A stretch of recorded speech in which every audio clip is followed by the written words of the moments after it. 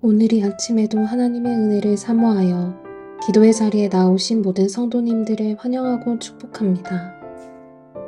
이 시간 우리에게 주신 하나님의 말씀은 예레미야 48장 26절에서 35절까지의 말씀입니다.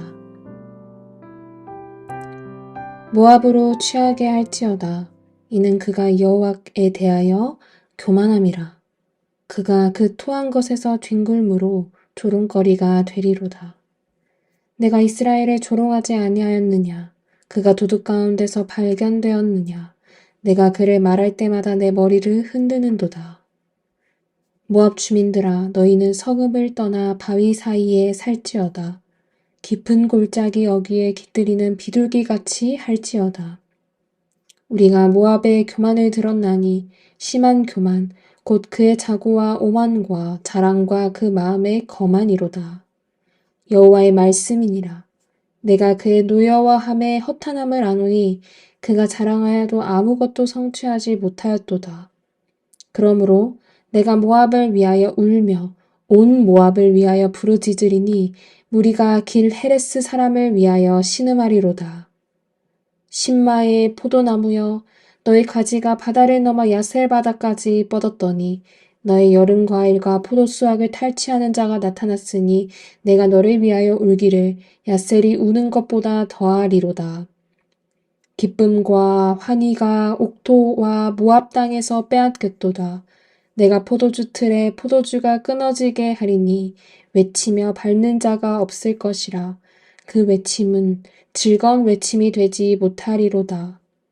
헤스본에서 엘르알레를 지나 야하스까지와 소알에서 호로나임을 지나 에글라 셀리시아에 이르는 지역에 사는 사람들이 소리를 내어 부르짖음은 니므림의 물도 황폐하였음이로다.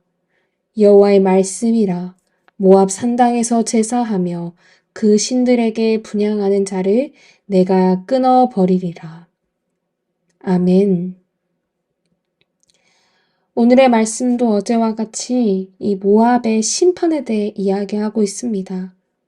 이스라엘의 이웃나라였던 모압, 그들은 한때 번영을 누렸지만 그 번영은 그들을 교만하게 만들었습니다. 찬송 소리가 멀어지고 그 자리에 울부짖음만 남을 것이라 했던 어제 말씀처럼 결국 모압은 하나님을 의지하지 않고 자신들의 업적과 소유를 의지하며 하나님께로 돌아가지 않습니다. 그리고 그 예언 따라 심판을 받게 됩니다. 그들은 왜 심판을 받을 수밖에 없었을까요? 먼저 우리는 어제 말씀인 7절을 통해 자신의 업적과 보물, 그 소유를 신뢰했다는 것을 알 수 있었습니다. 의뢰했다는 것이지요. 그런 그들은 그 업적과 보물을 하나님보다 더 중요하게 여긴 것입니다. 이러한 모압을 오늘 말씀의 시작에선 이렇게 표현합니다. 26절에서 여호와께 대하여 라고 말하고 있는데요. 여기서 대한다 라는 표현은 그렇게 강력하게 말씀을 보면 다가오지 않지만 다른 번역본을 살펴보면 이 대하여 라는 표현이 더욱 강력하게 표현되어져 있는 것을 알 수 있습니다. 영어 성경인 ESV 버전에서는요. against the Lord라고 표현되어 있습니다. 여호와를 대항했다는 것이지요. 그렇게 대항한 모압은 교만합니다. 당연히 그렇지요. 자신들의 업적과 보물을 의지했기 때문입니다.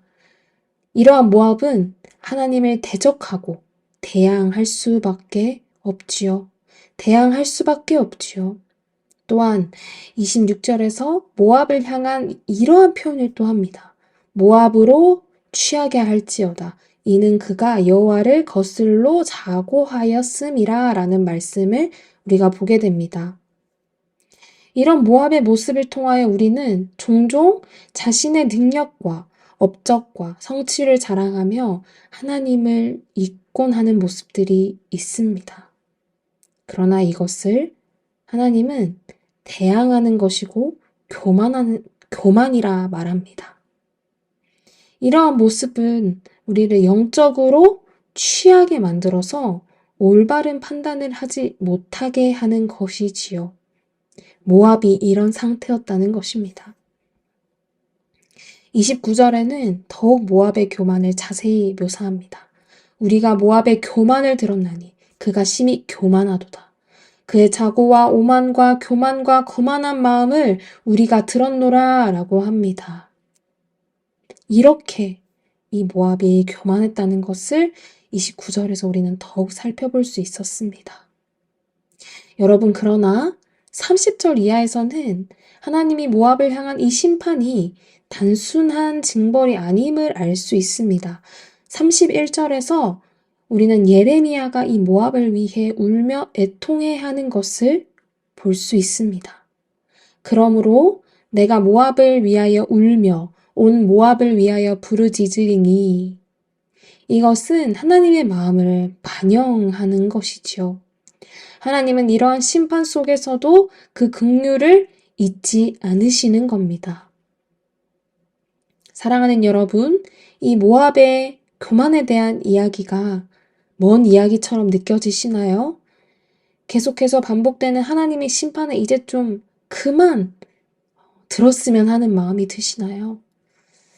물론 우리에게 이 교만을 발견하고 하나님 앞에 회개해야 할 때를 오늘 말씀을 통해 이야기하실 수도 있습니다. 그런데 혹여나 이 말씀이 나에게 완전히 느껴지지 않으신다면 다음 구절을 한번 살펴보기를 원합니다. 32절과 33절은 이 모압의 변형이 사라지는 모습을 포도나무의 비유로 설명합니다. 기쁨과 즐거움이 옥토에서 모압 땅에서 빼앗겼도다. 이 말씀은 하나님을 떠난 삶이 결국 모든 기쁨을 잃게 된다는 것을 의미하는 것입니다. 사랑하는 여러분, 우리는 우리가 누리는 축복과 성공이 당연한 시대에서 살고 있습니다. 잘 생각해보면 우리는 이 모압의 시대와 오늘의 이 시대가 다를 것이 없습니다. 우리 안에 능력과 성취를 당연히 자랑할 수밖에 없는 자들로 우리는 살아가기 때문이지요. 우리가 누리는 축복과 성공 가운데서 우리는 교만을 경험할 때가 있습니다. 마치 고린도 교회, 고린도 지역에서 자신의 지식과 지혜를 뽐냈던 유대인, 이방인, 헬라인들 같은 많은 사람들처럼요.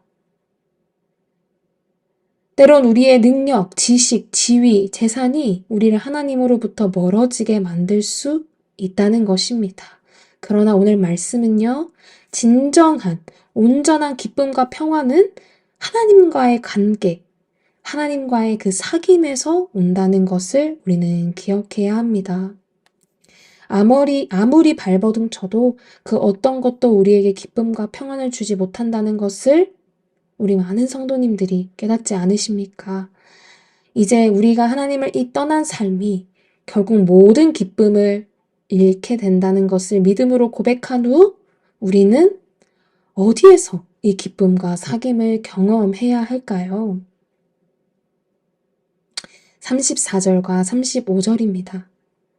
이 말씀은 거짓 예배의 무익함을 설명하고 있는데요. 내가 모압과 산당에서 제사 드리는 자를 멸하리라. 이는 우리에게 참된 예배의 자리로 나아가야 하는 중요성을 일깨워 줍니다. 형식적인 예배나 우상 숭배가 아닌 마음과 영과 진리로 드리는 예배인 것입니다. 우리 잘 아시는 말씀 요한복음 4장 24절입니다. 하나님은 영이시니 예배하는 자가 영과 진리로 예배할지니라. 아멘. 여러분, 우리는 어디에서 이 기쁨과 사귐을 경험할 수 있냐면요. 바로 진정한 마음으로 하나님을 예배하는 자리입니다. 우리의 예배가 형식에만 그쳐지지 않고 진실된 마음으로 하나님께 예배해야 하는 것입니다. 사랑하는 여러분, 오늘 우리는 이 말씀을 통해 하나님을 대항하지 않는, 그리고 겸손한 마음으로 우리의 모든 것이 하나님의 은혜임을 기억하며 고백했습니다. 그리고 세상의 즐거움은 일시적이지만 하나님 안에서 누리는 기쁨은 영원함을 고백하며 우리 삶의 중심을 하나님 앞에서 참되게 예배하는 예배자로 서야 함을 우리는 알 수 있었습니다. 하나님께 대항하지 않고 하나님께 돌아가는 삶, 모압처럼 자신의 번영을 쫓지 않고 언제나 하나님을 찾아 그 안에서의 참된 기쁨과 평안을 누리는 삶이 되기를 소망합니다. 말씀을 기억하며 함께 기도하겠습니다. 하나님을 대항하지 않는 삶, 겸손히 우리에게 온 모든 것이 하나님의 은혜임을 기억하며 우리 삶의 중심을 주님께 두고 진정한 마음으로 매 순간 하나님을 예배하는 삶이 되게 하옵소서. 이어서 개인의 기도 제목을 놓고 사김의 교회를 위해 오늘 일정이 마치는 태국 선교팀이 마지막까지 안전하게 귀국할 수 있도록 함께 기도해 주시기를 바랍니다. 그리고 민족과 열방에 하나님 나라가 임하도록 함께 기도하며 나아가겠습니다.